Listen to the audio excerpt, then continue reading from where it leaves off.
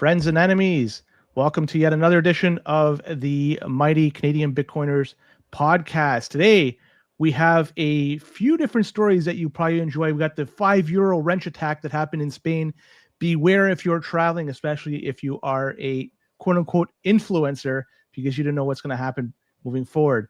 Secondly, we got the war in Iran that's going on, and we got Trump. He needed to pump the market, so the 2-day warning became a 5-day warning in length. So it's interesting stuff. We got a beauty story about Chicago.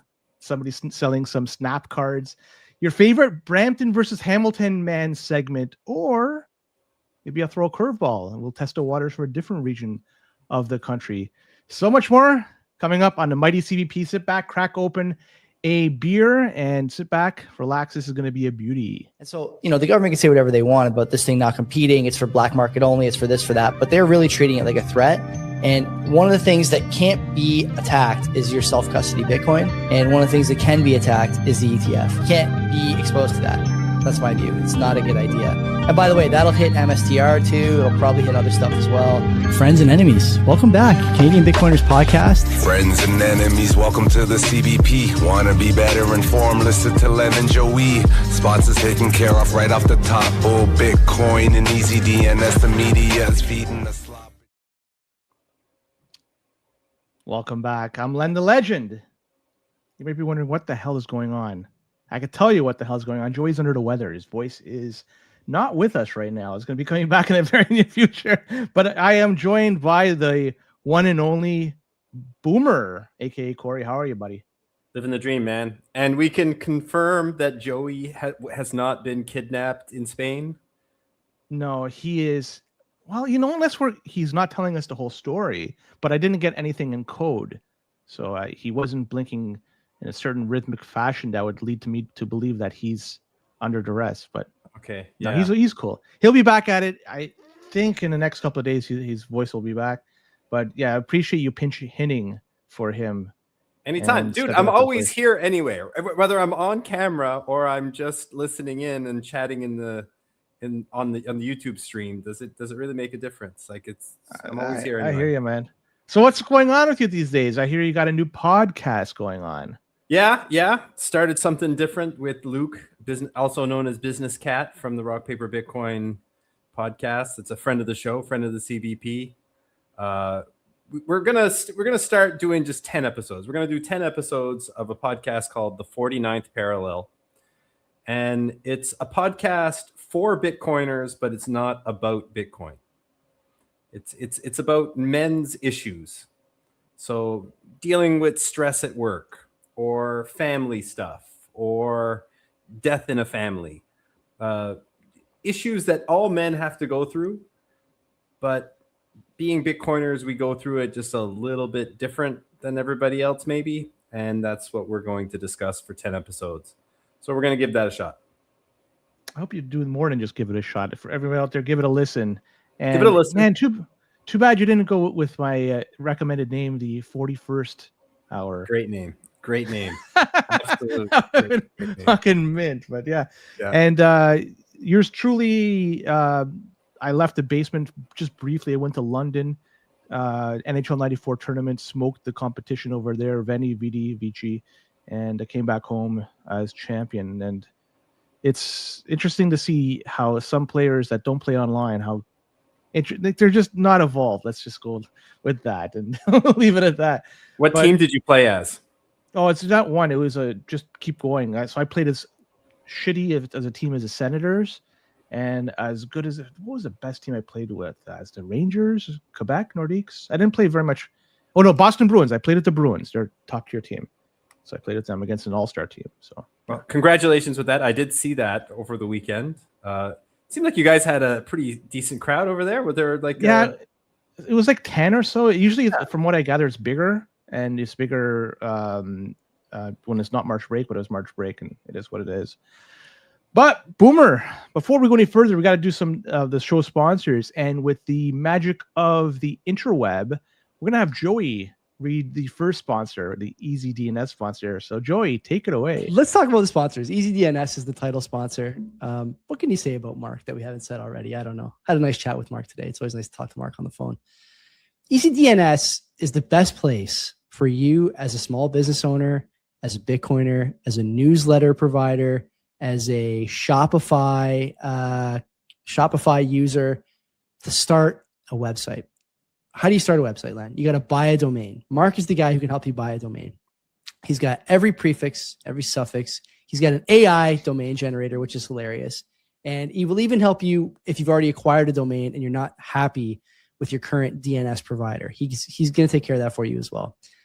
If you're a Bitcoiner, you can use the virtual private server stuff to do Nostr relays and Bitcoin nodes and stuff like that. Also, now you can have a Claude bot running on a virtual private machine. So doing your dirty work without exposing your desktop computer to all the negatives of those things. God knows there are many.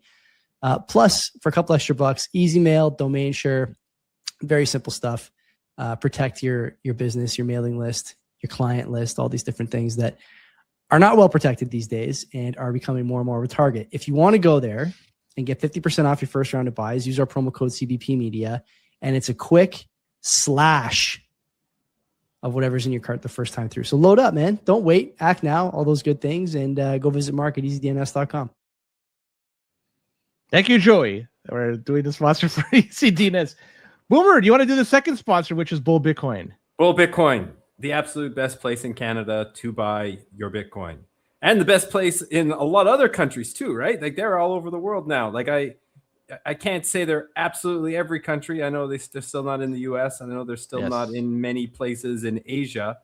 But if you're in Latin America, if you're in Europe, if you're in obviously in Canada, you can. There's no better place to buy your Bitcoin than Bull. I've been a customer of theirs for a long time. I'm a user of their Lightning wallet, their Liquid wallet, and just overall, just a ton of great guys over there. Use the link in CBP. How much do you get off? You save 0.5% on what's the number on every single purchase? Buy or sell, exactly that. Yeah. Do you ever use any of the other options? Do you ever do the reoccurring buys, the auto buys, or limit orders? Or I did for a long time. I did the reoccurring buys for a full year.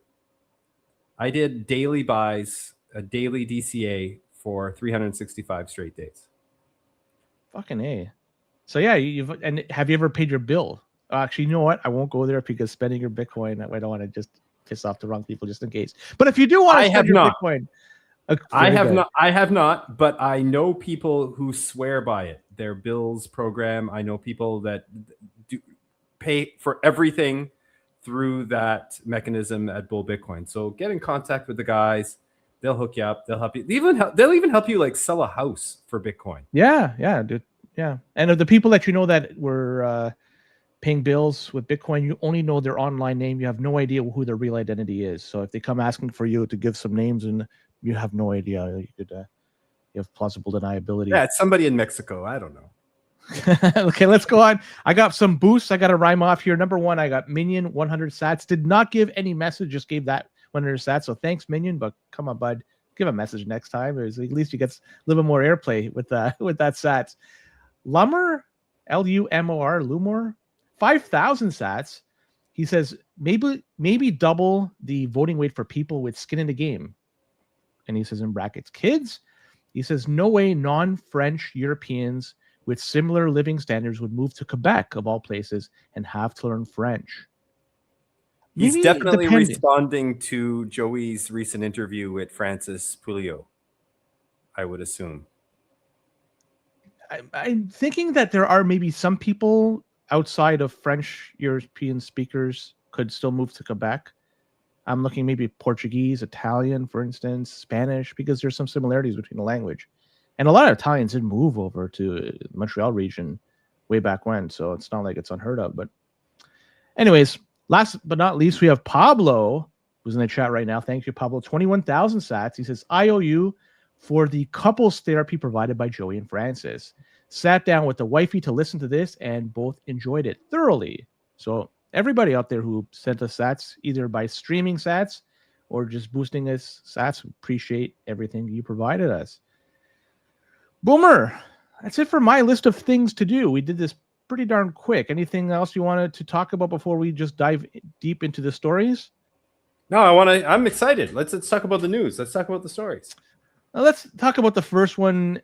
Be kind of brief on this one, but I'd like to hear your comments. The €5 wrench attack, and that's took place in Madrid, Spain. And these wrench attacks appear to be accelerating. If you go look at Jameson Lopp, he keeps track of this stuff, and you'll see that there's more and more of these happening on a weekly basis. This last one in Madrid took place on March 17th, just a few days ago, and it was a 33-year-old Canadian, quote-unquote, crypto entrepreneur. So he basically given the shitcoin tag here. He was finishing up a meal, or had finished up a meal at a very expensive restaurant in a very trending part of Madrid. And once he left, he was ambushed by a few street thugs. It looked like they were trying to initially steal his expensive watch. Again, this guy, he's flaunting it, right? Like he's went to the expensive restaurant in a trendy part of town wearing expensive clothing and watch. And so they used pepper spray on him and they forced him into a getaway van. The problem is they were spotted by some nearby folks who witnessed the whole thing, and they tipped off the police who were nearby. Then a chase resulted as a result of this. The police managed to box in the van. It was pretty cool stuff. And what they did when they ended up finding it, stopping them all, the crypto dude was found bound with plastic zip ties. Also found in the van, they found sedative pills. And 2 Serbs aged 32 and 35 were apprehended and charged. And one other dude was, he left the scene, he fled, and they're currently being hunted by Spanish authorities. So all this goes to show, more than anything, there are a lot of people out there that hopefully have increased their net value, the net worth, with buying Bitcoin on the low and just sitting back and watching the world burn and having Bitcoin accumulate in value. The thing you should not be doing, though, is flaunting it. You know, if you have money, if you have means, just blend in, man. You don't have to go to expensive places. You could just blend in with the common folks, live your life, and nobody would know that you have whatever it is on your cold card. That's the way to properly do it. That's the way I intend to live my life. I don't know about you, Joey. Oh, Cory. I've been called worse. But yeah, I mean, what do you think about this story? I found it to be quite interesting. Everybody should feel free enough to be able to go to a nice restaurant and not have to worry about being kidnapped. You know, like, sure, maybe this guy was flaunting it, right? Maybe this guy was flaunting it. Maybe this guy was bragging on his Instagram or wherever about how much money he had, and something happened. Like, I don't know. Maybe he got somebody tipped off these kidnappers / thugs / gangsters. I don't know. Maybe somebody at the IRS or CRA or whatever, because you hear the stories about France and it's pretty shocking. I don't know. We'll talk about a Canadian one that's going to be similar to this. Yeah, yeah. The French, the stuff going on in France is quite shocking. This seems a little bit different because it's a different cast of characters. The accused, I guess we can call them, innocent till proven guilty, I guess, right? So, although were caught red-handed, they were caught red-handed, right? They could say what, but apparently the dude was the crypto entrepreneur was there to do business in Spain. So it's not like he was there just to fucking eat and just. So he was. Somebody knew he was showing up to do some business. Maybe they used that information, as you say, like, you know, to nab him and start this whole ransomware type or ransom type thing. It's easy to do, right? Like if you get the fuck, what did it happen to one of the CEOs of a Bitcoin exchange in Canada? Am I right? Was it like BitBuy or something? Or I could have sworn that he lost a finger. Yeah. That does. And it was in Europe of all too. I think it was in France. I think that was one of the things happening in France, because this has been happening a lot in France recently. Yeah. Like when I mean recently, I mean the past 18 months or so. This is the first time I can remember hearing something about Spain. And this is the first time I can remember hearing, you know, Serbian thugs. You know, that's not the typical, you know, I've been hearing Morocco. I've been hearing other places in Africa. But former Serbia, Yugoslavia, the mafia over there, there's rampant. And, you know, So yeah, you got to be. In fact, I mean, going into the weeds here, about 15, 20 years ago, the former Yugoslavian mafia people were heavily involved with match fixing in soccer in Europe. Heavily involved. So why wouldn't they just recruit the same folks, maybe a little longer in the tooth, to do some? Sounds like they got the kids here. The guy was what, 32 and 30, whatever the fuck they were. Yeah. This is a sign of a lot of things, right? This is 100%. This isn't a Bitcoin story, probably. Maybe it is. I don't know. I don't know who this guy is. I didn't really look for his name, but if it would have been a Bitcoiner, I think it would have come up a little bit more in my feed. This guy sounds like he was a little bit of a shitcoiner. I don't know. You know how those shitcoiners tend to be with yeah, they got the fucking ledger hat on and the fucking device. That's, you know, this guy's, he's fucking, we painted a picture and he's following suit exactly. But we don't know for sure. We don't know for sure. For all we know, maybe these thugs were outside the restaurant and they were just looking for a mark. Right? They were just waiting for the first guy that didn't have a bodyguard, that they thought that they could handle, and they picked him up. I don't know. That being said, be careful out there. Like, be aware. 100%. Yeah. Just be aware. Like, I was recently on a local Bitcoiners podcast. It's a great new podcast. So, you know, everybody go out and download local Bitcoiners. It's one of the best. It's definitely the best new Bitcoin podcast that's come out this year, without a doubt.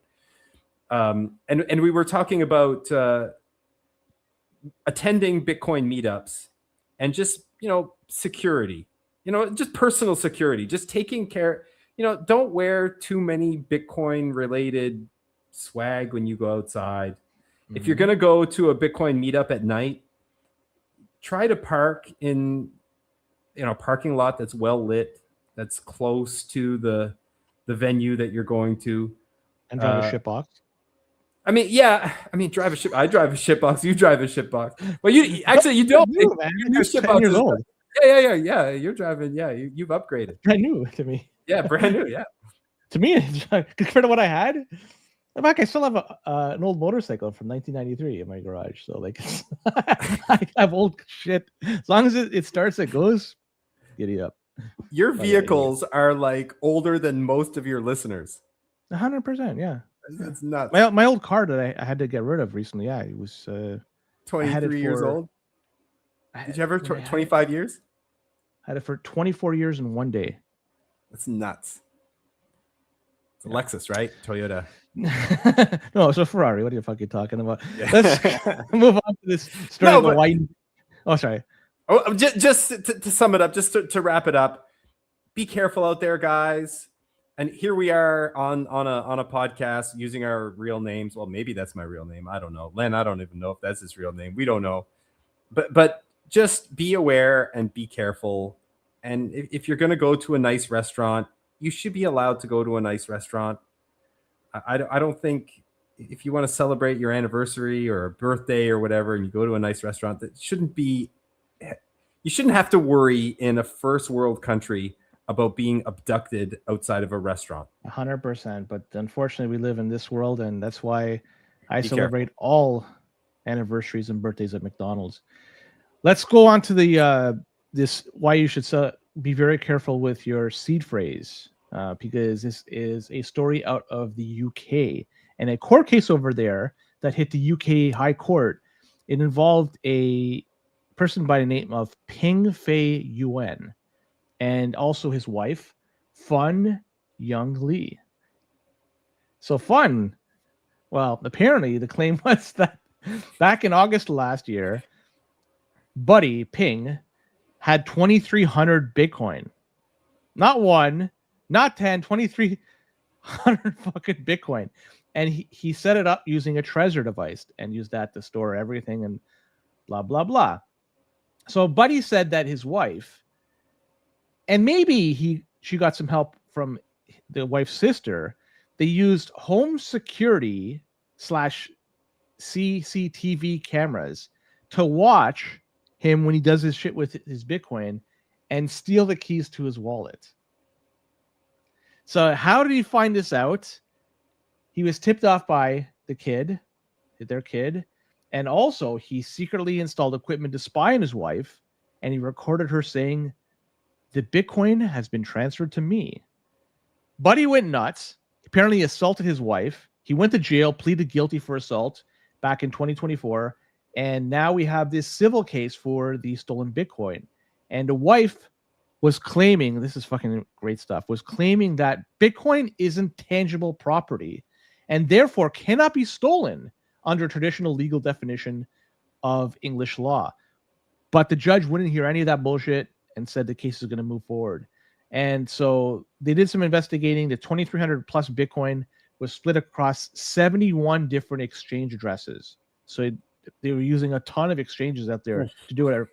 But apparently the coins haven't moved since December 2023.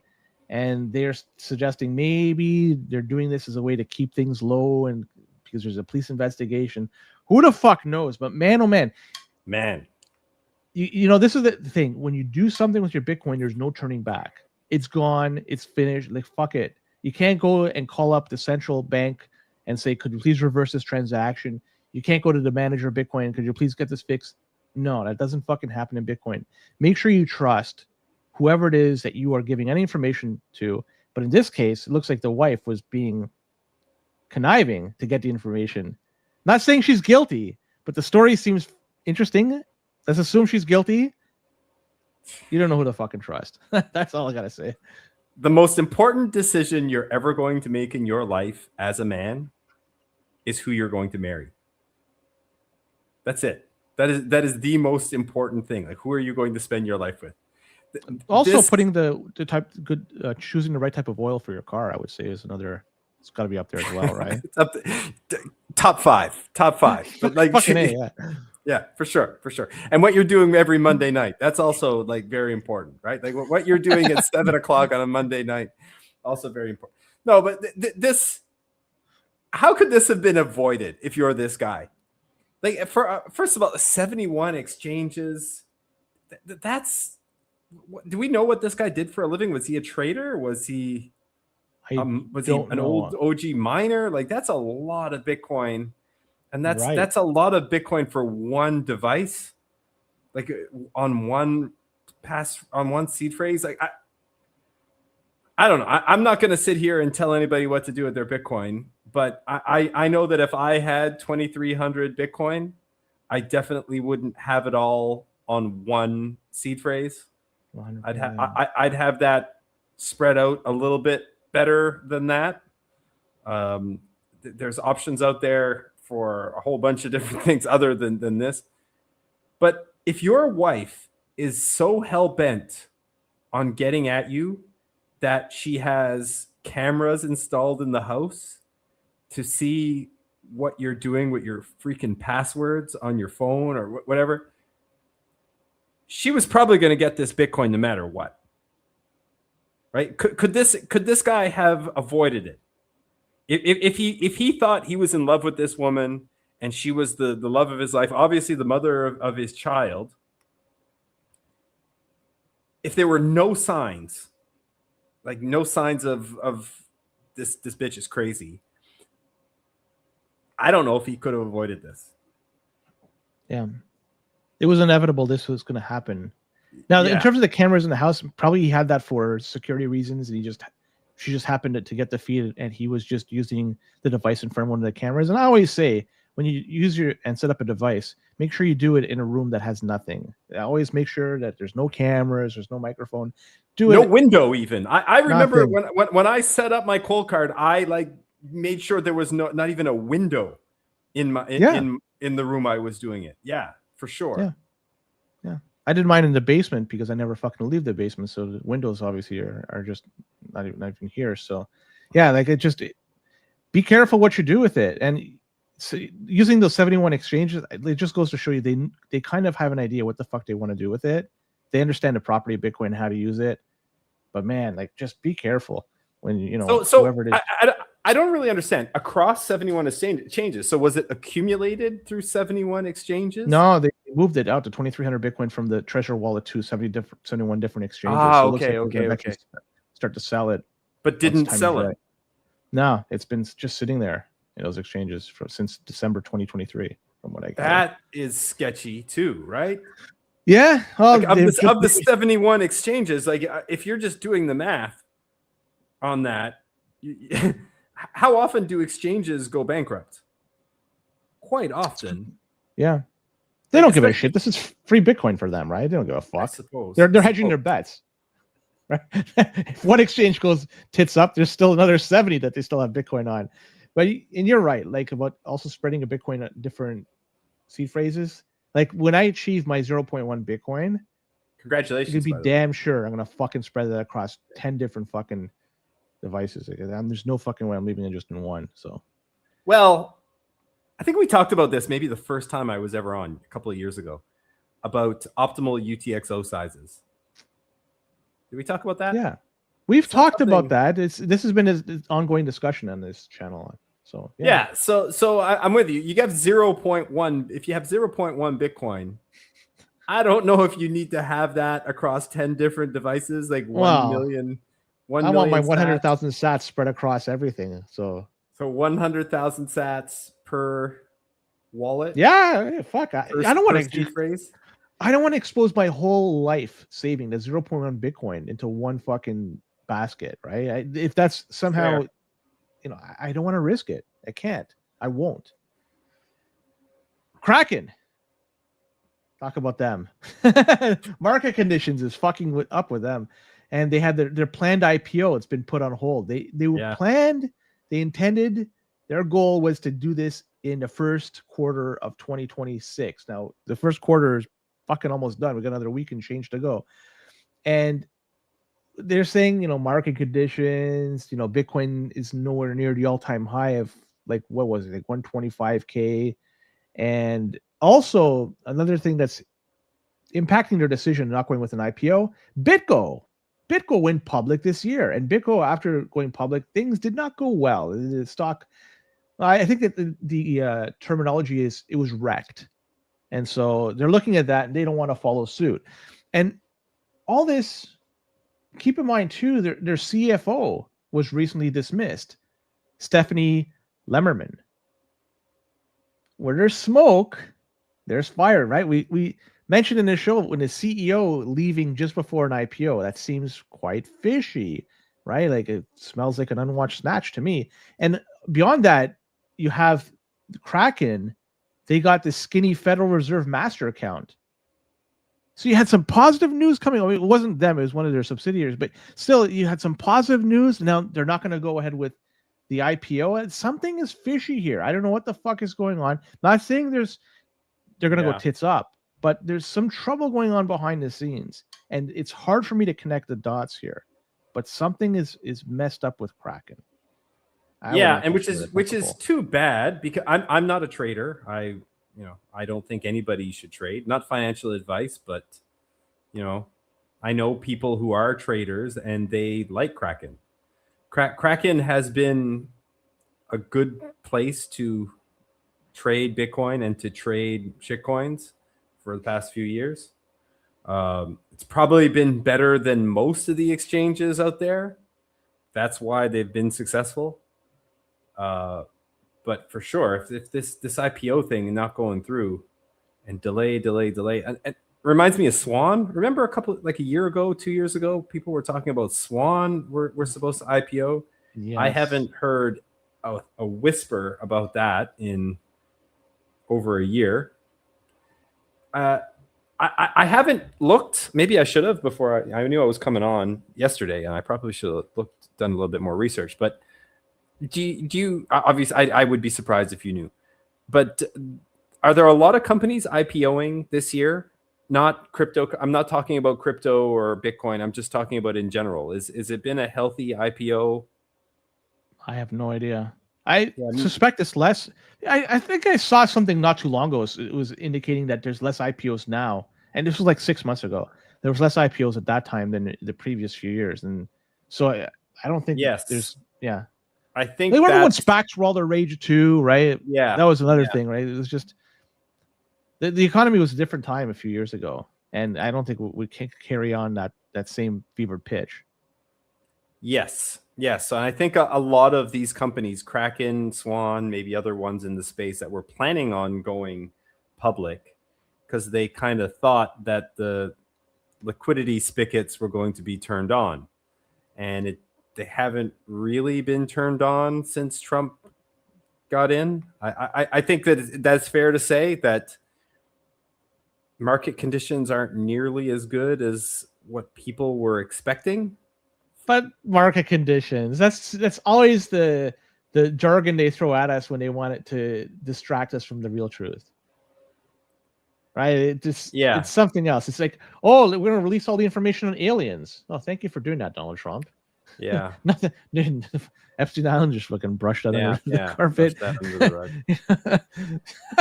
It's fucking bullshit, right? They always throw us some news and Do you think this is related to that thing that happened in October?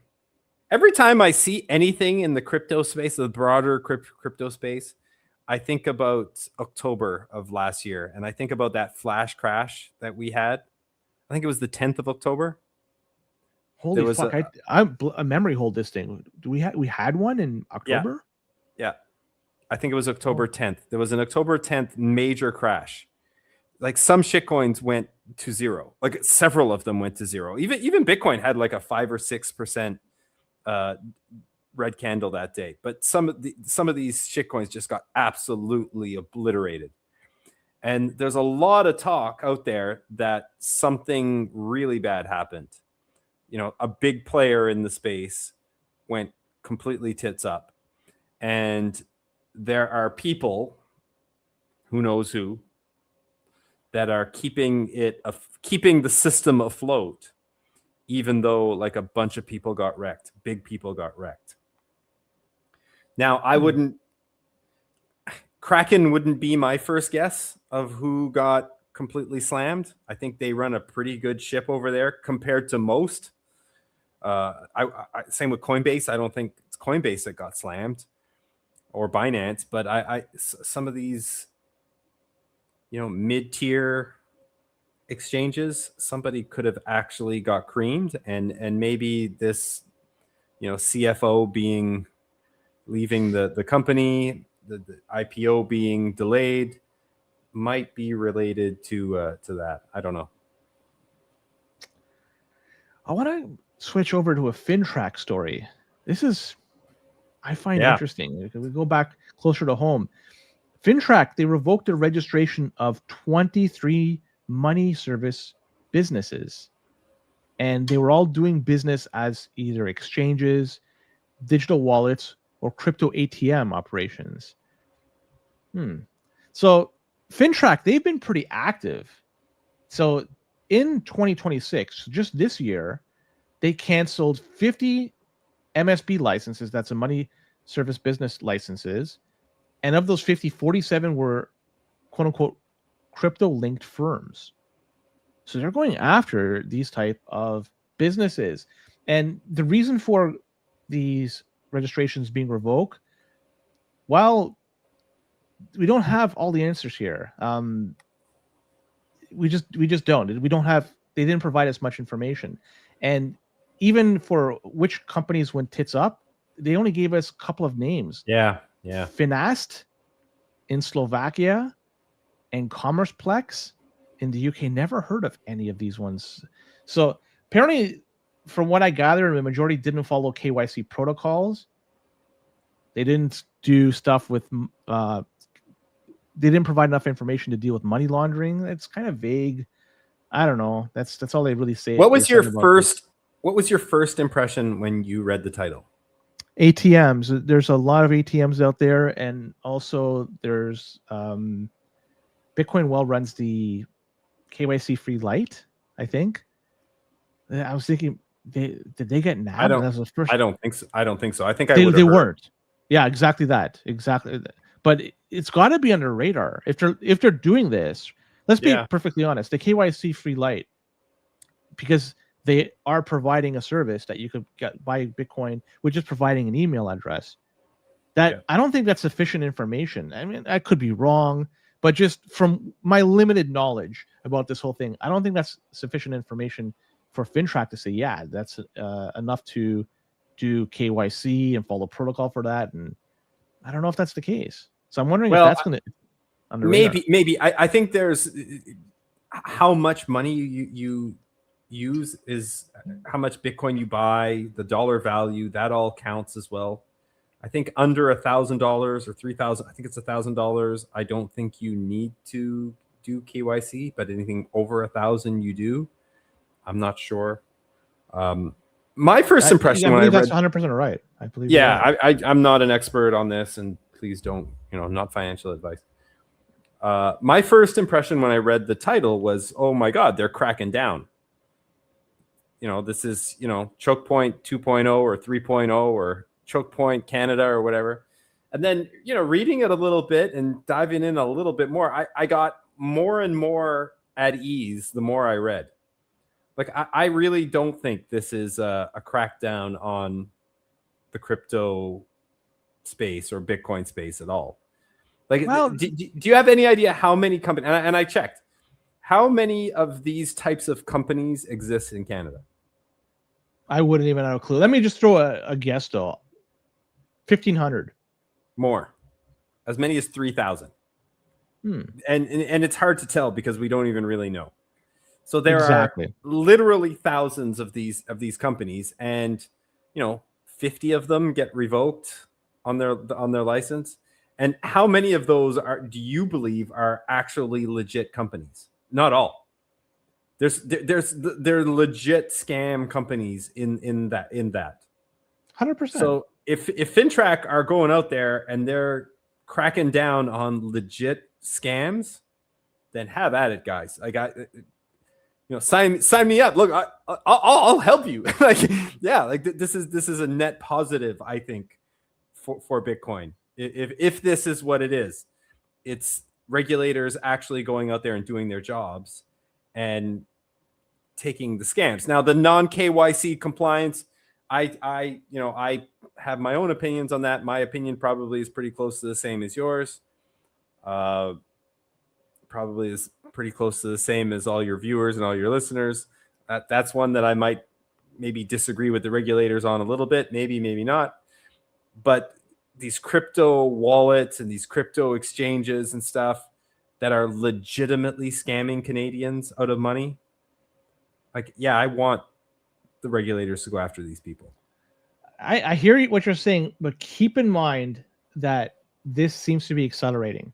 It's 50 this year, 23 in the past week or so, week and a half, whatever the fuck it was, or whenever it was reported. So it seems to me that's accelerating. You take that and you also digest that the fact the government is trying to bring up this new CFCA, that's the Canadian Financial Crimes Agency. So the Canadian government wants to spin this up, and it's going to be a dedicated unit specifically for white collar and crypto related crimes. And they want to go against what they say dirty money, right? And they say they want to have specialized people out there and deal with finance, deal with shit like that, and do investigations into this and look for money laundering, organized crime that's involved with it, online fraud, shit like that. So you take that, and then you have the national anti-fraud strategy that Canada has rolled out too. And you see that there seems to be something I know trending in a certain direction. I know, but is it accelerating because we were so far behind? Because government here is so slow. That's a good point. This shit should have happened years ago, and it's just now that they're getting the fingers out of their ass and actually getting onto it. So maybe it's accelerating because of that. Maybe. I don't. And we remember we had KuCoin. They were fined $14 million not too long ago. Cryptomus, I don't know how to pronounce that. $126 million fine. They were saying because they were operating without proper registration.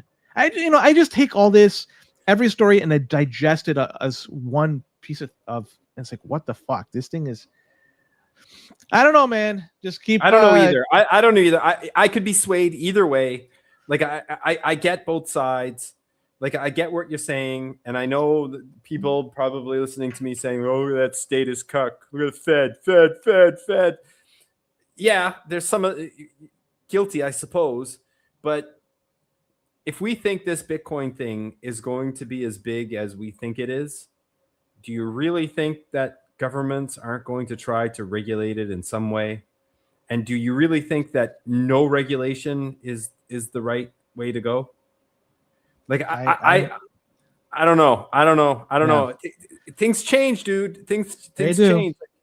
Things keep changing, and I would rather have regulators that are actually going after scammers, that are spending their time actually going after people who are legitimately money laundering, who are legitimately breaking the law, than see them going after, developers because they build, samurai wallet guys, or I don't want to see that. But if they're going after legit scammers, is that not like a net positive for us? Sometimes the approach goes a little too far, because the power that they have, sometimes it's used in the way. I mean, I could go and use the example of what happened with the Emergencies Act not too long ago, and two different courts decided that was an overreach by the government, and now it's going to go to the Supreme Court to make a final decision there. I know. But you mentioned Samurai. I just wanted to just do a segue to that. I'm not sure if you saw it. This is like pretty new information. Apparently, the domain samuraiwallet.com, that was used in the past by the samurai people. Apparently now a scammer has taken control of that domain, and looks like there's going to be something on there that you could download. You think you're going to be using something that is going to hide your tracks for, the old samurai way, but who knows? Be careful out there, guys. Yeah, don't fucking trust. You have to verify. And that's another one. It's new samuraiwallet.com domain. A, don't go to it. And B, if you are going to go to it, don't fucking download anything from it. So if you're going to go to it, you're absolutely crazy to do that. Do it on a fucking burner computer and destroy the computer after. But this is what happened. This is the result of all this. The government, Rodriguez and his buddy there, they're now in jail. That is the problem. That's right? The problem. That's the far end of what we don't want. Like, I don't want that. Like, I don't want developers being thrown in jail for writing code. I don't want that. But I do want scammers thrown in jail for scamming innocent people. Nah. I just say we tar and feather them. Square. Let's talk about Square. And it's good news, I guess, for merchant Bitcoin adoption, because they are now allowing for Bitcoin payment, and that will be auto-enabled. And that's for eligible sellers starting March 30th of this year. No longer is this an opt-in. This is going to be automatically enabled. And they're going to be using Lightning as the mechanism for doing this. And they're familiar with Lightning because Cash App users can pay with their US dollar balance over the Lightning network to a Square merchant. So they are familiar with Lightning, and they understand to avoid the middleman and not using Visa or MasterCard. And as a way to try to entice people to use this, merchants to use this, Square has waived the processing fees for Bitcoin payments until January 1st, 2027. After that, 1% fees kick in. That is quite a bit lower than the 2.5% to 3.5% that the major credit cards tend to charge. So 0% until January 2027. And after that, a mere 1%. Is this going to be used by a lot of people? That's the question. Roughly 4 million businesses use Square. Yeah, everybody sees the Square terminals. If you shop at farmers markets or arts and crafts, you see Square terminals all over the place. Those Square terminals have actually been a very good way for me to start talking about Bitcoin with people.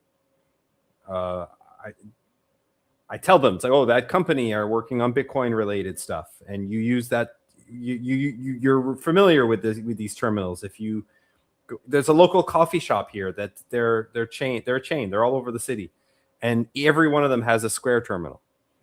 They're out there. There's a lot of Square terminals out there. Now, my first question is, will this be available in Canada? I don't know. Sure. I'm not sure. I have not counted clear. anything. I didn't see anything. I didn't see anything that would let me believe that this is going to be available in Canada. So maybe it is, maybe it isn't. Good opportunity. If you're listening to this, there's got to be at least one or two people that are listening to this podcast who operate a Square terminal themselves. You know, like maybe your part-time job. It's got to be somebody. So please try, and let me know. Hit me up on Twitter if you have a Square terminal. If you're some sort of merchant, if you got something. You do something and you have access to one of these terminals. Let me know if it works, because I'm curious. Number two, dude, how many times have you and Joey talked about Square enabling Bitcoin or Strike enabling Bitcoin? That's the one. Strike, Maulers. Square is better, but not that much better. I've been hearing this for years. And years, and it's always, it's like that guy that the Raptors drafted a couple of years ago. It's like he's 2 years away from being 2 years away. Mm-hmm. Like this is what this feels like with this Square terminals enabling Bitcoin transactions. It's like it's coming, and it's never here. So I'll believe it when I see it. I'm happy. I'm glad that it's being done. I will be out there at my local markets trying to onboard people with this when it's available. I'll try. I've already planted the seeds with plenty of farmers in farmers markets over the past couple of years. So hopefully they'll be primed for it. But I'm going to believe it when I see it. Next and week, also, March like 30th. just when you something I thought about just as when you were talking about it, not a bad way for if you were this type of person, just throwing it out there as an idea. I'm not telling you to do this. I'm not saying it's legal or anything like that. I'm just saying, discussion. Good way to get some non-KYC sats if you were a Bitcoin. And if you were hanging out, if you were a regular at a farmer's market, let's say a big farmer's market, and all the vendors were enabled to accept Bitcoin over this, and then you came in with a wad of cash at the end of the weekend and said, anybody that got paid in Bitcoin, I'll give you the cash. Wonder if those merchants would zap those sats to you for some cold hard It's cash. a little bit more complicated than that, because then the merchant also has the ability to automatically convert the Bitcoin to USD. So they don't have to keep it as Bitcoin. All this does is just enable the customer to pay with Bitcoin. Yeah. And also the 1% fee after January 1st versus the 2.5 to 3.5. So that's probably the lure. And furthermore, you go to the farmer's market and you use your Visa or MasterCard or whatever, there's a delay after you put in or you Correct. tap the chip. With Bitcoin, the delay with Lightning, it's gone. Like I don't want to say it's instant, but it's fucking fast compared to traditional scanning your card or to tap at a farmer's market. So Lightning is really, really quick. And so that's another thing. Furthermore, like the question, like I really want to know is who the fuck would use this? I don't think a lot of people would use this. That's the reality. It is. But there was a survey done earlier this year that showed over 50% of Gen Z consumers, they prefer shopping at stores that support digital wallets. So Gen Z, they don't have very much disposable income to begin with, but they're more apt to use some like Lightning or shit like that as a way to pay for their goods or services. That's interesting. 50% of them do. They prefer that. And this thing might be receive only with Square. I don't know. Right? What do you mean receive only? Well, they might be able to receive payments on Square, but they might not be able to send Bitcoin out. Well, it's receiving the Bitcoin 100%, and what they could do, they could convert it to USD or just keep the Bitcoin and then if they can convert right away. Yeah. And they say that Square is trying to cap the individual transactions at maximum of $600. So if you want to buy something greater than that, you're SOL. And they say the daily limit of $20,000. So let's be honest, you're using Lightning. You're not going to buy a fucking car. You're going to buy coffee, lunch, haircuts, stuff like that. No jewelry, no tickets to watch the Leafs, shit like that. It's not the reality. It's so, yeah, they are expensive from what I gather. Even though they're like in last place, people still want to watch them.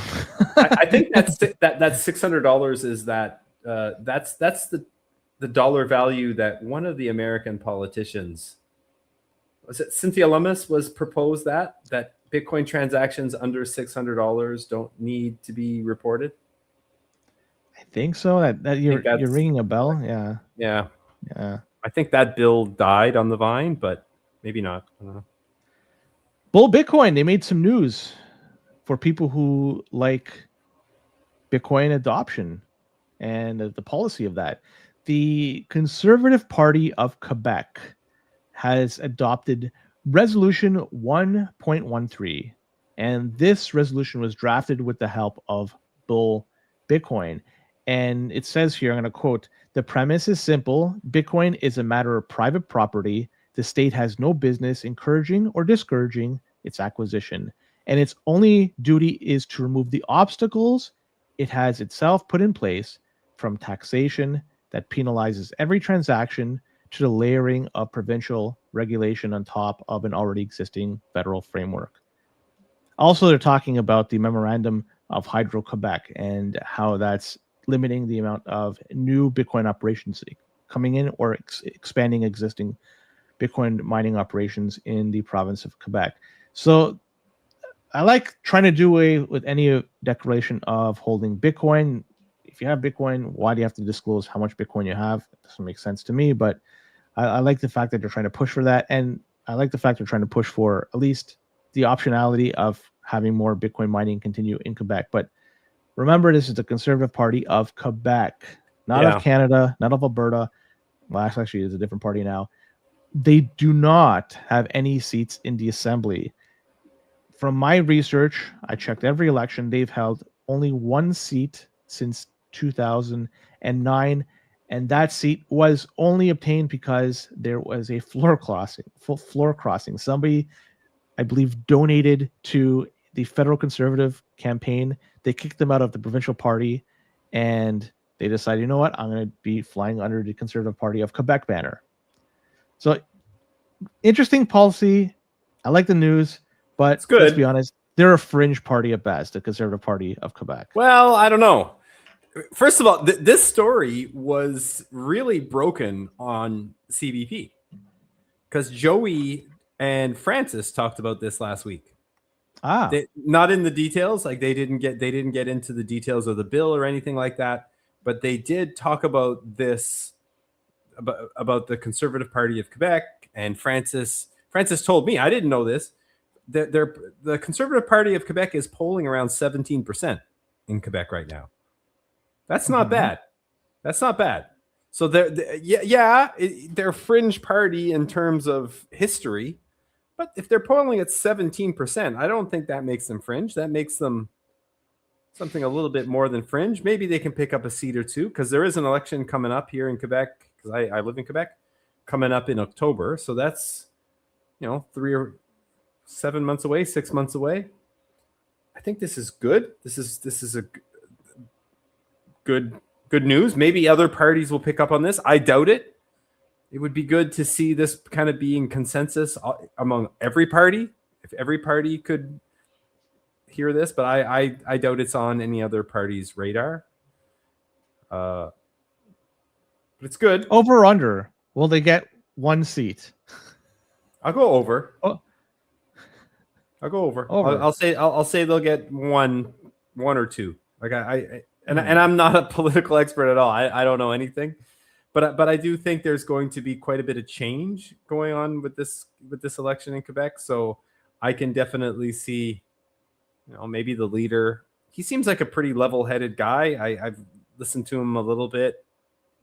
This is going back a few years when the last time there was an election. I listened to the provincial debates just because I'm a voter, right? And I thought, oh, this guy relatively level-headed, seems to be making sense to me. They're more libertarian than the average conservative party in Canada. Could you name any leader, any provincial leader No. in Quebec? So who's the premier of Quebec? Legault. So you can name one. I can name one. Right. So at the very least you could name one. Rodriguez. I think Rodriguez is the leader of the Liberal Party. Did he get kicked out? Because I know there was some sort of scandal. Yeah. Yes. Did he get the boot? I believe so. Okay. I believe so. And so we'll give you that one though. The Conservative Party, it's Duhaime. The guy is, I think his family is Duhaime. Yeah. And I think Pablo was kicked out. Rodriguez. I gotta take a quick peek, but yeah, there was some sort of I don't want to like do it in such a way that I'm framing him as guilty, but the allegations were he did step down. By the way, it's the Quebec Liberal leader paying for people to vote for him as the leader. Yeah, like there was some vote going on to elect the Liberal leader of Quebec, and the allegations were that money was exchanged for voters to vote for him. I could be wrong about that, so don't fucking put me in a cross and crucify me for this if I am. This is just If you want to get like Bitcoin, if you have any questions about Quebec politics and you want a Bitcoiner's perspective, Nolan Bowerly is like he knows a lot about politics, and he knows a lot about Quebec politics.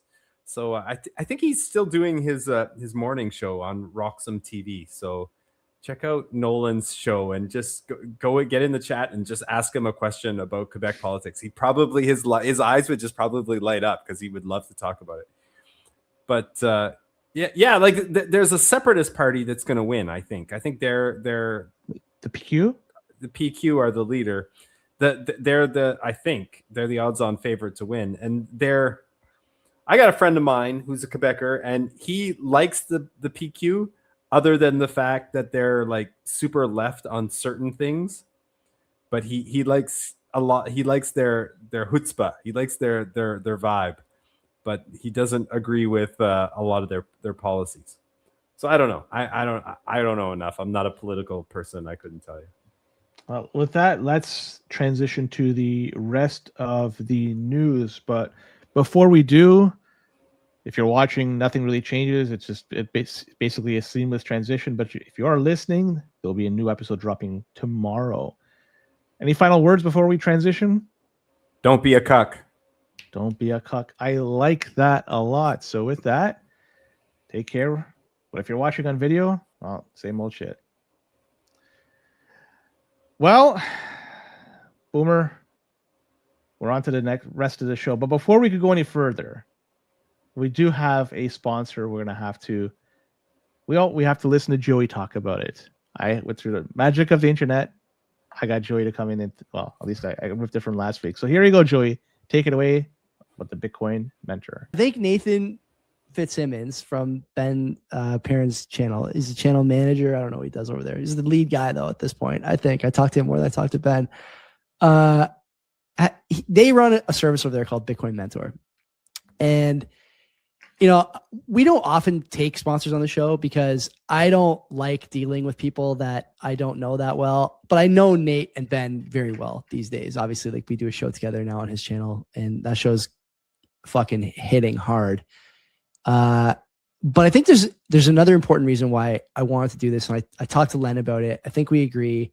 I don't want to speak for you, but you tell me if I'm wrong about any of this. It's becoming more important to have a setup for protecting your Bitcoin that may be difficult to execute on your own. Whether it's inheritance, whether it's multi-sig, whether it's moving jurisdictions or having jurisdictional arbitrage, keys in different places, blah, blah, blah. There's a ton of different stuff that you can do with Bitcoin. And as the sovereign individual thesis continues to come to fruition, my view is that it's important that you have someone you can not only like get a quality piece of information from that has been vetted, is correct, but also someone you can trust. And there's not too many people in this space I trust. I trust Len. I trust the Bull guys. I trust Mark Jeftovic. I trust Twan.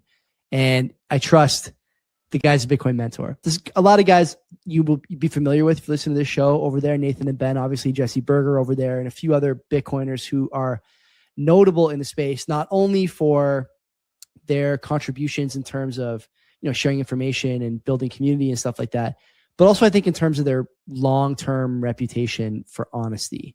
And that's really what you're after with a service like this, is knowledge and honesty.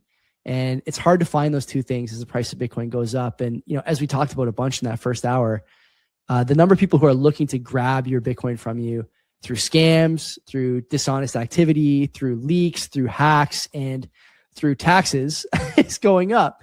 So why not bring in a group of experts who can help? And we think Bitcoin Mentor can do that for you if you're looking for something white glove, ongoing, and really best in silo, like the rest of the stuff we advertise on this show. We put a link in the description. If you're thinking about it, you want to talk to somebody about it, you can talk to me if you want. My DMs are open, or you can talk to Nathan and Ben over at The Mentor. Just use our code, tell them we sent you. And I don't know, you probably get some kind of discount. We get some kind of kickback, the usual stuff. I don't know exactly what the deal is, but I feel good about recommending that service. And it's becoming more and more important to have a real plan that someone who has real knowledge helps you execute. And that's all I'll say. Thank you, Joey. Bitcoin Mentor, check them out. Send a link below if you wanted to use them. That guy in England could have really used the Bitcoin Mentor to set up a multi-sig before his wife hacked him out of 2,300 Bitcoin. Damn right.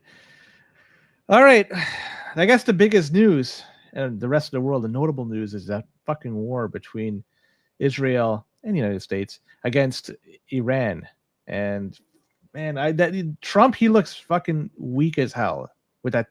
I'm going to give you 2 days, 48 hours to open up the strait. If not, we're going to bomb the fucking shit out of your major power areas. And then it comes up, I'll give you guys 5 days. We'll think about it. And the timing of it was perfect, right before the markets open, right? It just, it's fiat. It's all fiat to me. Any thoughts on this shit? Because I don't have much to say. I don't have that much either. Like, I've just been completely, I guess not surprised, but completely like overwhelmed with how much information out there I just don't know is real or not. Right? Like I have Twitter like everybody else, and I scan through the news every day to see what's going on. Oh, what's going on with the war? Like what are they blowing up now? I have no fucking idea if what I'm watching is real or AI generated or something from the last time that there was a war somewhere else. Or like I have no clue. I have no idea what's real. So I look at the price of Bitcoin. The price is real. Even the price of oil. Watch the price of oil. The price of oil is going up. Price of oil is going down. That will tell you more than what you see on the news. And regular news, that's even worse than Twitter. Like I can't trust anything. I've got a couple of sources, a couple of Bitcoin. Well, they're not Bitcoin podcasts. They're a couple of regular podcasts that seem to be relatively level-headed on the stuff going on in the Middle East. So that's kind of where I get my information. So I listen to 2 podcasts a day about this. I still don't think I know anything. I don't know. I have no real opinion one way or another. I just wish there wasn't a war, like ever. Like I just think it's fiat, like you said. It's just fiat stuff. I think it's heartbreaking. That is heartbreaking, but that Trump got elected in part because he said he was not going to start any new wars. Right? That was like one of the selling points. Right? Free Ross, no war, all these things, right? And what did he fucking do? This and Iran is not like some of these other countries that the US has gone to war with in the past 50 years. Like Vietnam, Afghanistan, even Iraq, they weren't like great competition. But Iran is no joke. Iran is like, there's like 95 million people in Iran. They have their own industrial base. I know personally, some of the smartest people I've ever met are Iranians. Right? Like, Shout out to my former boss Javad, like literally the most brilliant person I've ever worked with in my life was Iranian. You know, these are educated people that have a real sense of engineering and manufacturing, and they have supply chains. And I don't know much about the religious side of what's going on over there, and I don't know anything about the political side of what's going on over there, but I know that the US and probably Israel as well, they might have bitten off a little more they can chew with Iran. And I think that what you're seeing with Trump is him backtracking. No, if they don't commit to putting boots in the ground, right, until they decide to really, we're gonna just flood them with people, with soldiers. You're not gonna be able to accomplish, I think, what they want to accomplish in the period of time that they want to achieve it in. Like with Iraq Part 1, they obliterated the army, the Iraqi army, and the Iraqi army was like one of the largest mobilized armies in the world. But they came in with force.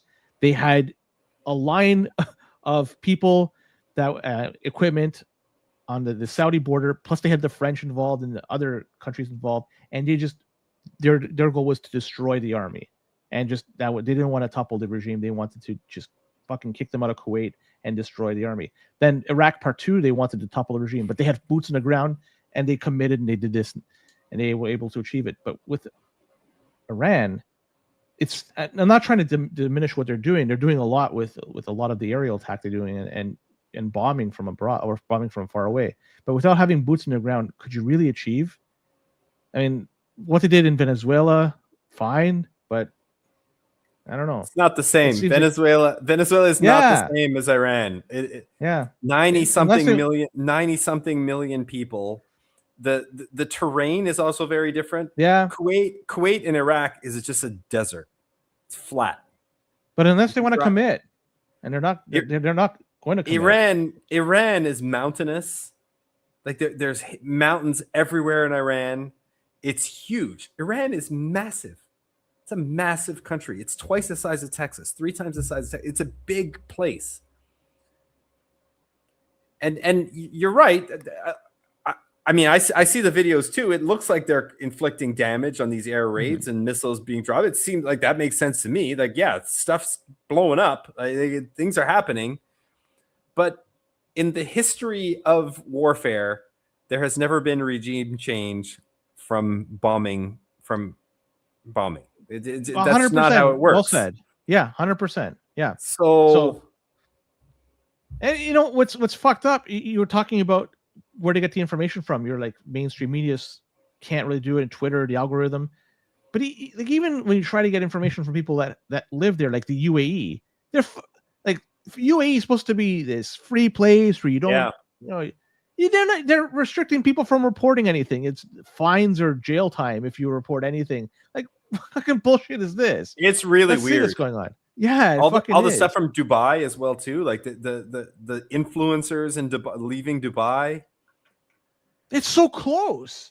Yeah, right. Fuck. It doesn't take. I mean, I don't want it to say it's, you could throw a rock, but fuck, it seems like it, right? Like compared to other places they want to hit. UAE and Oman is right there too, and the technology is so different now than it was 20 years ago.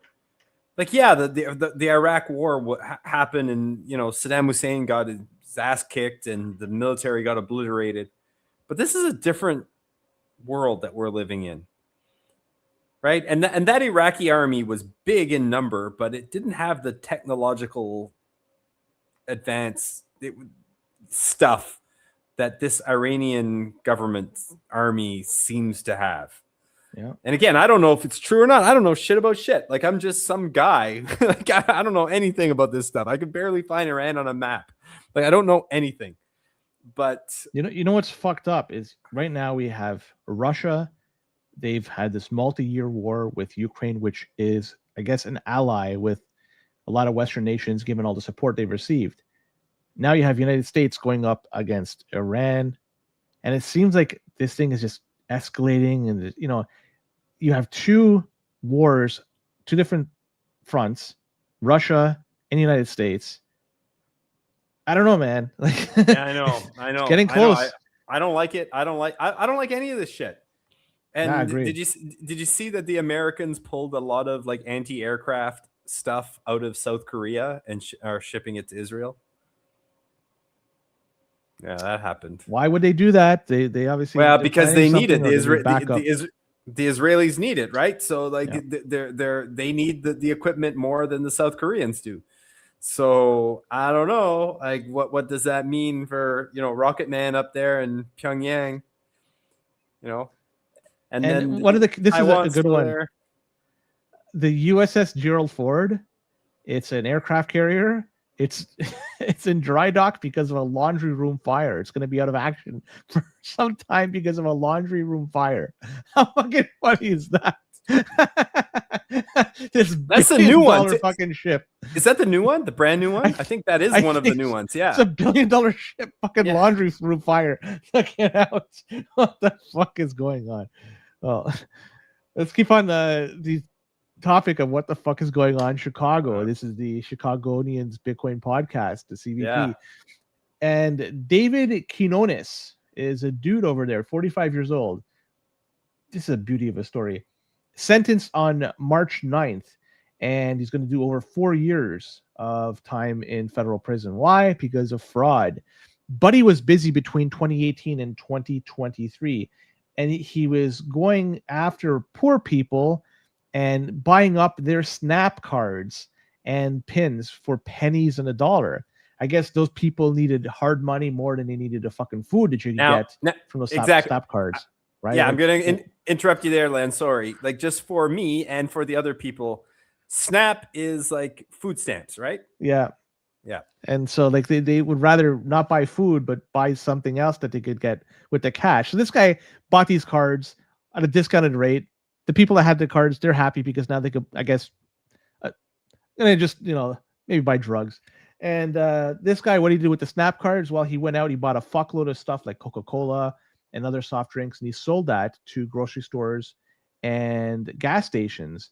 And over the span of 5 years, he went through 1,200 Snap cards, $1.5 million of taxpayer money. Now he's gone to jail for a little over 4 years, and he's ordered to pay back that $1.5 million. This guy was an entrepreneur, and he was able to find a gap in the system. Granted, he was using taxpayer money, but still, what a fucking story this is. Remember that story from a couple of years ago? You and Joey covered it, about some guy. I think he was a janitor at a school somewhere, and he set up a bunch of S9 Bitcoin miners in the basement of the school.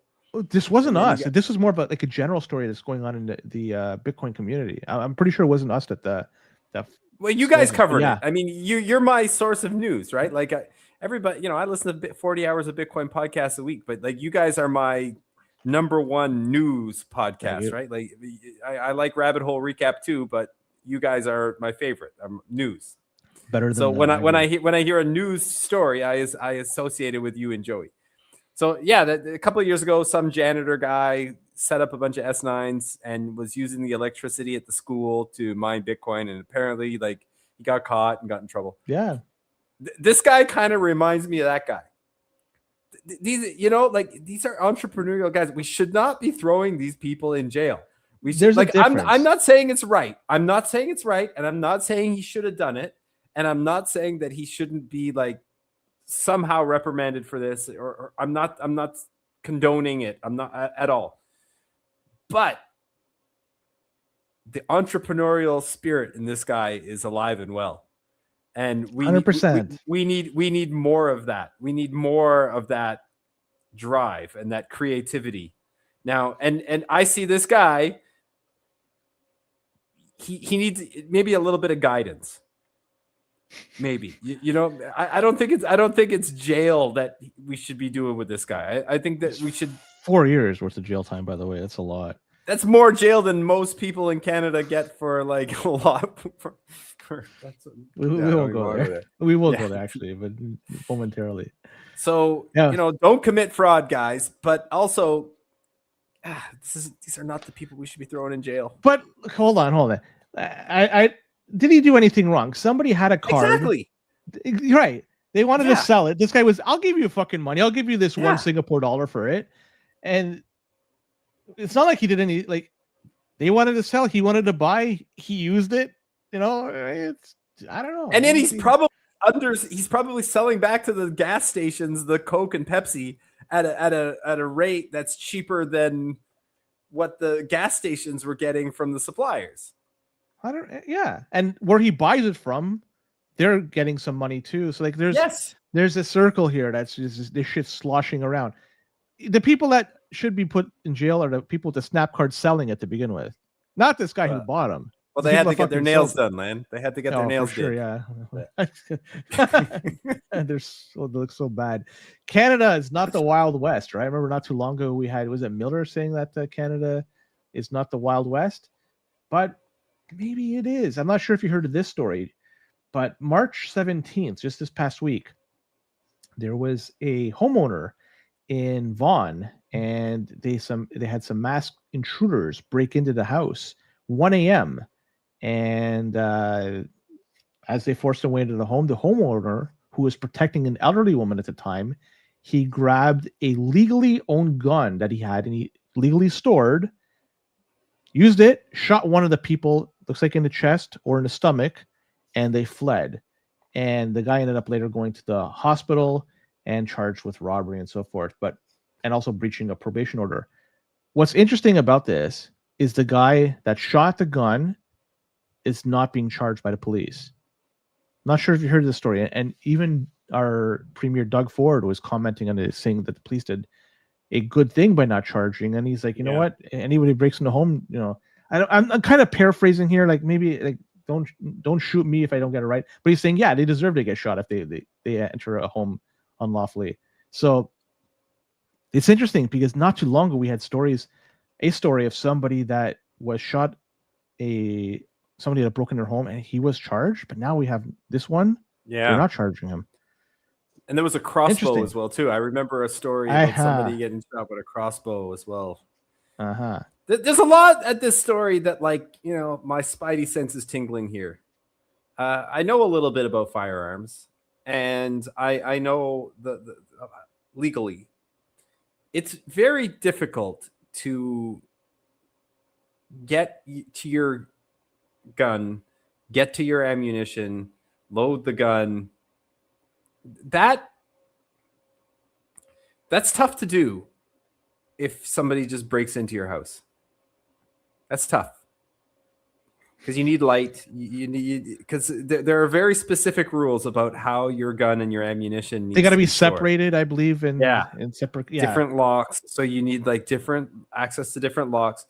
And in a situation like that, the average person's heart rate is going through their chest. They're nervous, right? Like literally, there's a masked intruder in your house. Like you're going to be stressed out. It's strange to me. I'm not saying it didn't happen the way the media said it happened. Maybe I don't know anything. Guess it's good that the guy didn't get charged. Also, getting shot in the stomach and then running away. What did he shoot him with? Couldn't have been a firearm that was very powerful. 9mm, I don't know. I have no idea. 9mm, no, because that's a handgun. Like, no, if it's legal in Canada, then it has to be some sort of rifle or a shotgun. No, he can have an RPAL. I have a friend that has an RPAL and it has handguns. They're not giving these licenses anymore. Extremely difficult to get in Canada. Now it is. Possible. Before it was easier. And your grandfathered in. Right. Maybe. So maybe that's what it is. That would make more sense to me if you had some sort of low caliber handgun that you have a grandfathered in over. Yeah, maybe. I don't have any experience with handguns whatsoever, so I don't know. My father was a hunter, so like I grew up around guns, and he was extremely careful about how he stored it. He was an instructor. He instructed people on gun safety. So like he did it. Like And the idea that he could get to one of his guns, if somebody broke into the house, hard for me to envision. That being said, I'm glad to see that the Overton window is really shifting on this stuff, and we're talking about this stuff, which is good. I think the more we talk about it, I think the less likely that somebody is to break into somebody's house again. Nah, it's not gonna until you have some real deterrent out there. Having the odd guy that has an RPAL license and a loaded gun, like I don't think it's it. But if it's in the media more and more, and Doug Ford is like talking about like, yeah, should have shot him twice. Didn't he say that? I think he did. Yeah, he was saying like, yeah, he was shot him twice.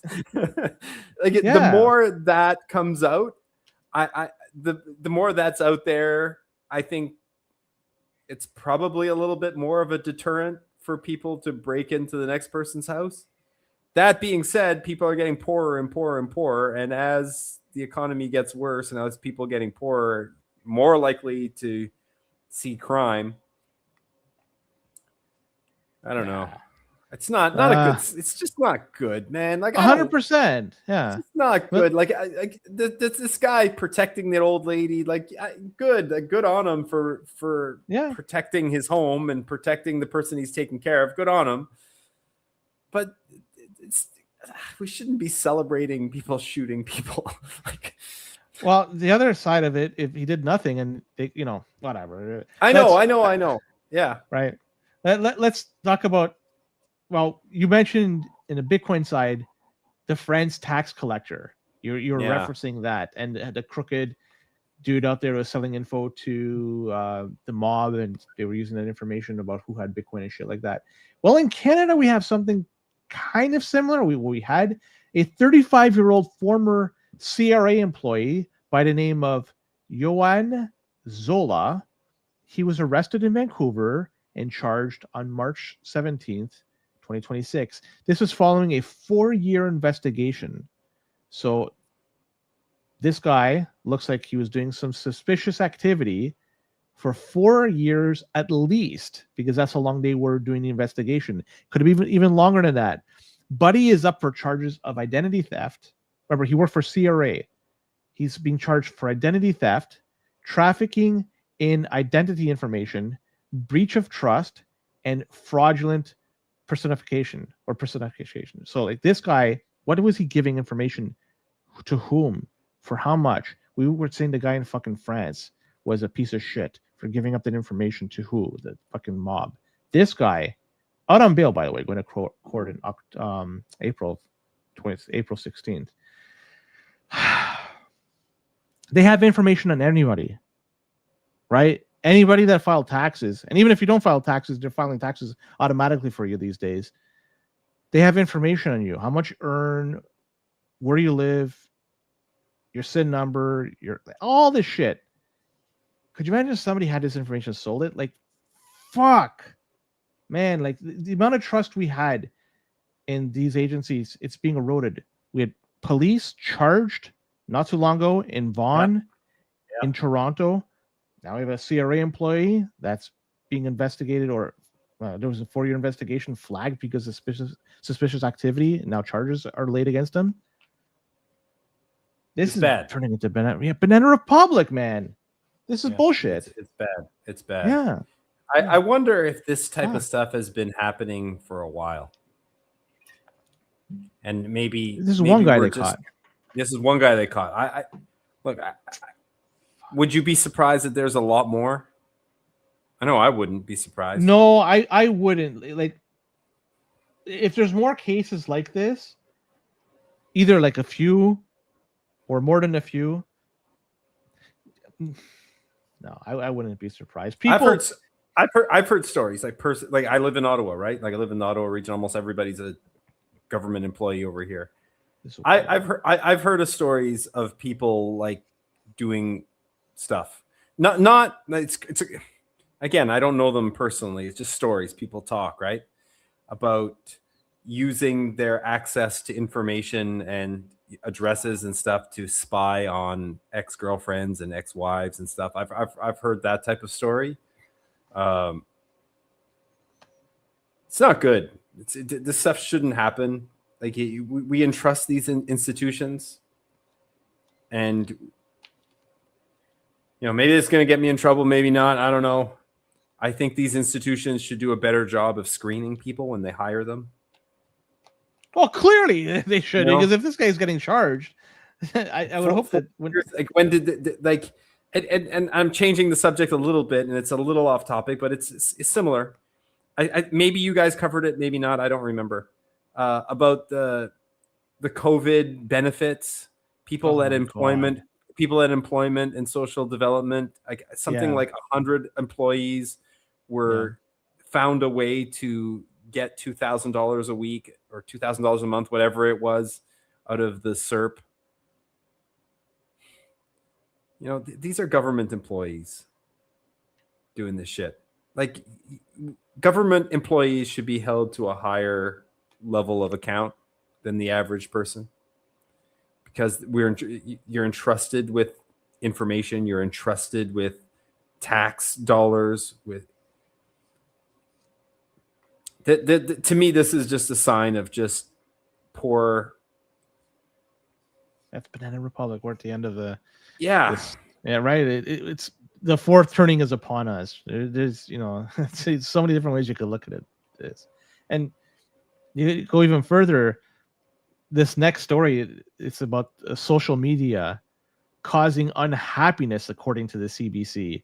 You hear this and you read this story. That's the problem. Social media. Yeah, the social. So the 2026 World Happiness Report was released on March 18th, and it shows now Canada is 25th on the index, and at its lowest ranking ever. CBC, they decided to look at this, and they have analyzed it and said social media is the primary culprit for the decline. It's shit like Twitter, it's shit like Instagram, all that stuff that's causing why people are more unhappy. They say that under report, older Canadians, 60 years or older, still rank in the top 10 for globally for happiness, but the youth have fallen to 71st place internationally. And they say that because of heavy social media use, this is defined as 5+ hours a day. That is a key factor for why the young people are very unhappy. And they say the constant scrolling and algorithmic feed, it triggers negative social comparisons and rage baiting. And that, they say, erodes mental health. They say nothing about the cost of living, where people that are young, they are forced now to deal with higher costs for housing, wages that are stagnant, price of groceries going up, the cost of fuel going up.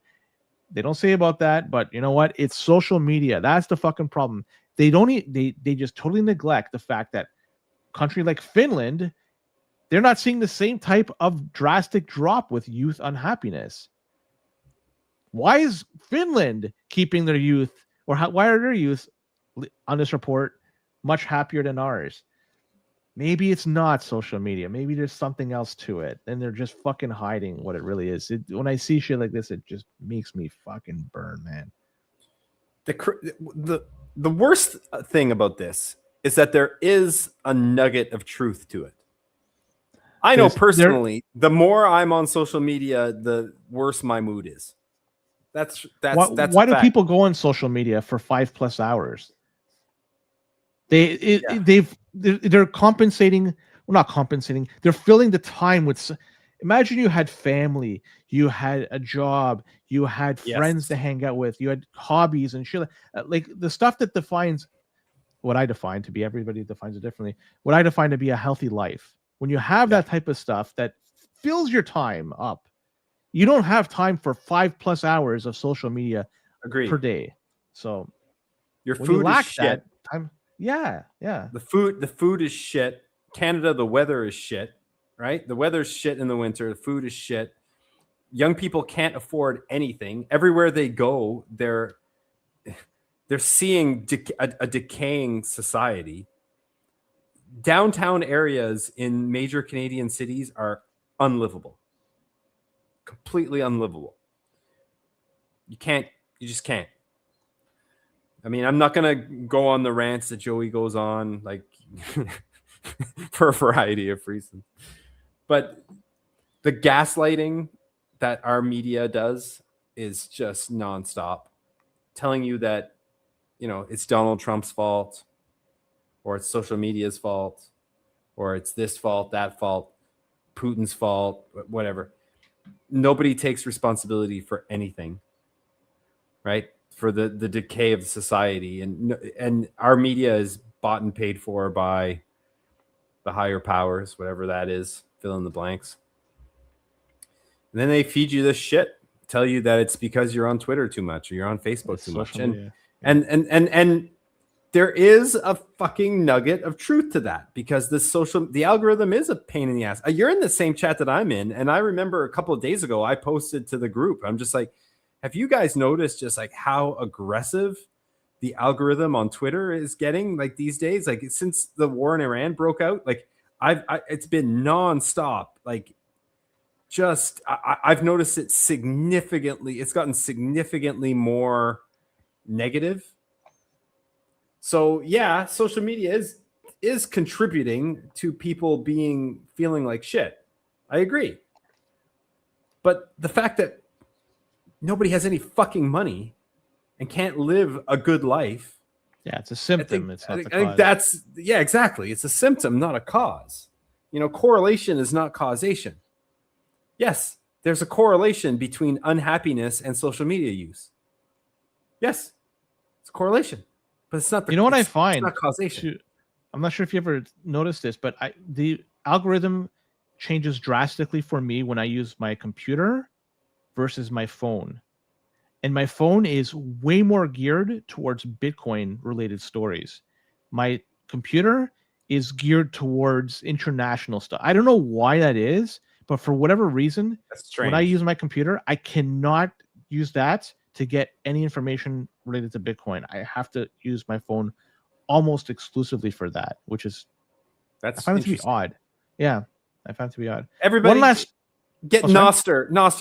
Before we move on, let's pump Noster. Get Noster. Primal just came out with a new update.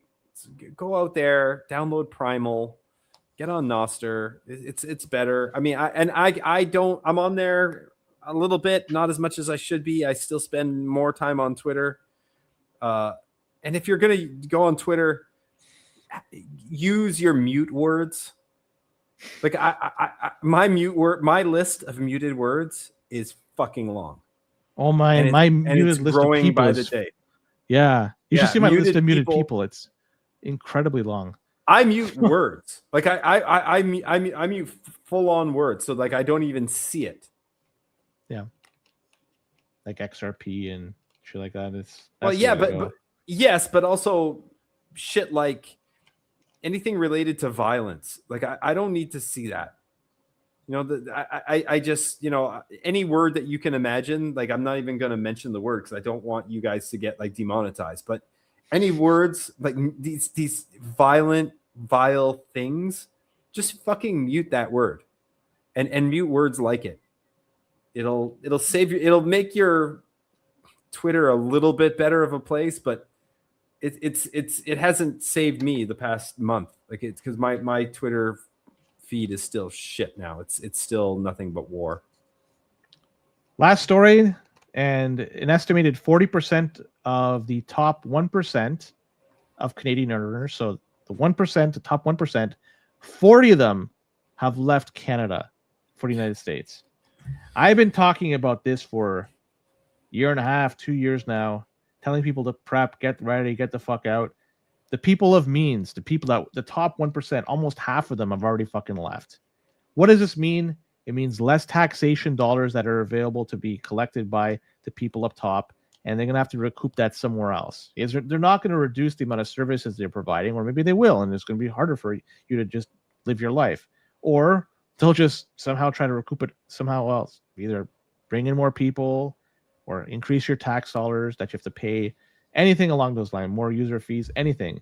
So you look at it, some would argue that it's a sinking ship. And I suggest everybody out there make preparations for the inevitable, because this stuff is getting really bad. People already left. People have means. Why not you? Should be your turn next. Yeah, I mean, it's on my mind, and I never thought I'd see the day where it was on my mind. It shouldn't be on Very my mind. good. It's awful. It's awful. At our last meetup, I think I've said this before. I've said it on some podcast. At a meetup, there was small turnouts, winter, it's bear market. So it's just like 7 or 8 guys, regulars. All of us are professionals, well-educated, never been in trouble, never broken a law. We're good guys. And the topic of conversation at our meetup is, when are we getting the fuck out and where are we going? Very good. See, I like this. I mean, I don't want to see it, but it does. But I've been talking about this for, like I say, 1.5 years, 2 years now. And finally it's picking up steam. Man, it's the only reason I'm here is because of family. If I didn't have family, I would be long gone. And I'm just waiting for the inevitable day where the family is no longer here. Either I go first or they go first. That's the reality. And if I go first, I'm happy. I die a happy dude. But if something happens and I'm here left standing, then I'm gone, man. I won't even think twice. Just fucking leave. But then where do you go? I don't want to say. Well, I'm not saying you. I'm saying general. I'm not like where does one go? You be transient. Go somewhere. If it sucks, go to the next place. Yeah. If it sucks, keep going. Eventually you'll find home. And maybe you'll never find home. You just go from place to place and just be a nomad. I joke all the time. Your boat, man. I joke all the time. Like, obviously I have a podcast with one of the Rock Paper Bitcoin guys, but I'm also really good friends with Fundamentals as well. So like those two guys are like two of my best friends in the world now, right? So I talk to them all the time. And I told Brian, like, Fundamentals, I said, like, dude, like, there's a non-zero chance that shit hits the fan up here in Canada and I show up at your door. I was just it's completely possible. And he's like, yeah, man, like me and Business Cat will break you out of Canada. Like I literally have a jailbreak, quote unquote jailbreak plan with friends in the United States, that if shit gets really bad in Canada, that they're going to come and meet me at the border and smuggle me across. Oh, no, you don't want to go down. That's insane. I don't. It's absolutely insane. I would always suggest people do it the legal channels. Of get course, your paperwork. That way you can go and live there and you don't have to dodge course. ice and all that. That's the best way to do it. Prepare now. Of course. And that way you don't have to do it tomorrow. All right. Let's talk about the next segment, the Hamilton versus Brampton man. No, let's talk about the segment Montreal man versus the rest of Quebec. So I did a little bit of an audible because, given where you live. Yeah. And this segment of the show is brought to you by 256 Heat. Boomer, you want to take this one away? You like this? 256 Heat. I say it all the time. The coolest crew in the Bitcoin space are the Heat punks. They're the absolute top. They're the best of the best. Len and I, we're both been like mining Bitcoin at our house for a little while. Joey's got a device too. We solo mine, by the way. We're not collecting any stats for anybody that's asking. Exactly. I have yet to hit a block.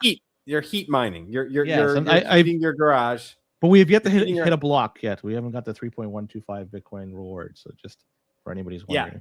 Exactly. Look. Start with a bid axe and work your way up. That's what I would say. And then once you get there, talk to Twan at 256 Heat.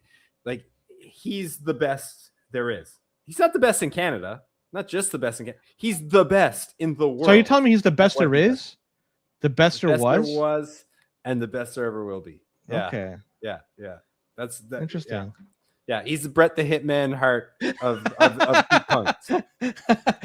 Don't forget to tell him that we sent you. We're the Hart Foundation. We're like that. You're Jim the Anvil Neinhart. I'm Owen. Joey's Brian Pillman. Rest in peace. Yeah, all of these guys, rest in peace. All of them, right? Except Brett. They're all. None of them are. Yeah. But legit. 256 Heat. Twan makes the best home mining devices you can buy, and he won't just sell you the device. He'll help you set you up. He'll like do like he does more than just houses. Like I think he does businesses as well too. Like he'll talk to you about it. He's not just trying to sell you expensive machines. He's actually wants to work with you with these things, and he's just a A+ dude as well. And gave me this T-shirt at a Five Guys in Montreal. All right, we got two stories here. We have a Montreal man. Montreal we man. Have a rest of Quebec man. Quebecois man. Quebecois man. So it's up to you, Quebecois Boomer, to decide which is which. So I got two stories. The first, it's actually two men. Two men who allegedly fathered hundreds of kids are banned from donating sperm. So the Quebec Superior Court has temporarily barred a man and his son from donating sperm after they were accused of fathering hundreds of children. The injunction against the two men will remain in effect, while the wider case against them proceeds on its merits. And they are being sued by a woman who has 3 children using sperm from one man and a 4th child from a genetic material of the man's son. Like the way they fucking describe it. She says the two men violated the terms of agreement, which allegedly stipulated that one man would stop donating sperm after 25 children, and the other would stop after 10 children. Court documents state that the woman, through her own research, discovered one man is linked to more than 450 kids, and the other more than 160. And they say the two men denied ever agreeing to stop donating sperm, but admit to fathering more children than the limit to which the plaintiffs allege they are subjected. It's going to court to decide what the fuck's going on. So yeah. So what did this guy do wrong? I don't know. Like, supply demand. Fucking, he goes to him and his son. They go to the sperm bank and they just keep dropping loads over there. All right, let's go. That's the first story. Strange Second father-son activity, right? Like it's like I don't know. I used to go hunting partridge with my dad. That's what I used to do. We go fishing. I don't know. Fuck. Some story. fathers and sons they go play golf. You know, not these guys. These guys are fucking. Not these guys. All right, the second one. Man is blamed for 2023 wildfires. He pleads guilty to setting 14 fires. A man who posted conspiracy theories online that forest fires were being deliberately set by the government pleaded guilty to setting a series of fires himself. And this guy pleaded guilty to 13 counts of arson. And in one of the series of fires he ignited between May 31st and June 1st, it said that it was apparently they were claiming it was due to forest conditions were dry and so forth. But 5 fires over a short period of time raised suspicions, they said. And so he kept doing fires. Police decided to start monitoring him. They suspected him. They monitored his Facebook and where he went. And sure enough, he was arrested. So this guy was causing fires. It wasn't natural. He was the one that was doing it. And he has since been detained. And so you got this guy. So it wasn't climate change? He was saying it was climate change, but in reality, he was burning a whole bunch of fires. 700 forest fires burned over 4.5 million hectares in Quebec over the summer, and some of which he was responsible for. So you have this guy setting fires, the arsonist claiming that it was done by climate change, versus the other two dudes. They were giving the sperm at the sperm bank and fathering hundreds of kids. And so 450 and 160 respectively. That's a pretty good count, if you ask me. But anyways, who do you think is the Montreal versus the Quebecois? Now, before I get to that, I just want to ask you what your opinion is on this. Who's going to spend more time in jail? The guy who set a bunch of fires, or the guy in Chicago who like the SNAP benefits, and he was reselling the. So that was 4 years and change. So who's going to spend more time in jail? That's a good question. I'm going to go with the fire dude. I hope so. I think it's the fire dude. I think it's the fire dude too, but like you had to think about it, right? Yeah, given it the- fucking given wasn't the a slam state of dunk. the- I had to fucking it's not a run slam this. dunk. Yeah, Yeah, I had to run the scenario in my head a few times. You can burn down forests, and you're fine. Well, not fine, but you'll go to jail, but you'll get thrown in jail for the rest of your life. Or you can be an entrepreneur and give people what they want to get money to get their nails done, and you go to jail for 5 years. Like, it's nuts. Yeah, like I don't know. You're avoiding the question. Which is the Montreal man? I'm getting to Montreal man. I'm just gonna do like blocking and tackling here. Like, no major analysis here. I'm just thinking about it. That the guy setting the fires should be the rest of Quebec man, because there's not a lot of forests in Montreal. Mm-hmm. And the father and son, I would think that like sperm banks are more of a like that's more of like a metropolis thing. Like I don't think rural Quebec has a whole bunch of sperm donor clinics. So that's what I'm going with. I could be wrong, but that's what I'm going with. It could be a pastime for if you're a rural Could be setting. road trip, right? Right, Yeah. yeah. You live in Saguenay or something. You go to Montreal to you and your son go to the sperm bank on a weekend. It's a great time had by everybody. Yeah. Stop in at Tim Hortons, or no. You're gonna stop in at what's the chicken place? Saint-Hubert. You stop in at Saint-Hubert. Yeah. So yeah, you're saying that the sperm donors Montreal, the Montreal man, fires Quebecois. You are 100% right. That's indeed Okay. that's that. They didn't release any names of the two guys. I guess that's for the better. Imagine how embarrassing that would be, but it is what it is. You are correct, and people playing at home, hopefully you got that one correct as well. Next week we'll be back to the Hamilton versus Brampton man if Joey's voice is back in session. Boomer, any last words before we sign off? Pump your show, 49th Parallel Podcast. 49th Parallel Podcast. We're doing one episode every 2 weeks. So episode 1 is out. Go out and have a listen. I want feedback. Luke and I want feedback on it. Like I said at the beginning of the show, it's a podcast for Bitcoiners, but not about Bitcoin. And the first episode we did was kind of just personality types of Bitcoiners. So we just spent an hour and a half talking about, what are we as Bitcoiners, like the Bitcoin men specifically. What are we like? Our next episode will be talking about family issues. So I think fatherhood is going to be the topic of the next episode. Should be coming out early next week. I'm also a podcast that I was on that I recorded a few weeks ago is coming out tomorrow. The Bitcoin broadcast with Vince Hotto. I don't know if that one might not be on your regular 40-hour per week rotation, but Vince is a really good host. It's one of those smaller podcasts, super high signal. It's coming out tomorrow, and most of the time we talked about health and fitness, but we talked about Bitcoin generally. So this is going to be if you're a 40-hour Bitcoin podcast a week listener, there's a lot of boomer content out there this week. So check it out. Boomer, appreciate you coming on the show. Anytime. And drop a link of the RSS feed in the description of the chat.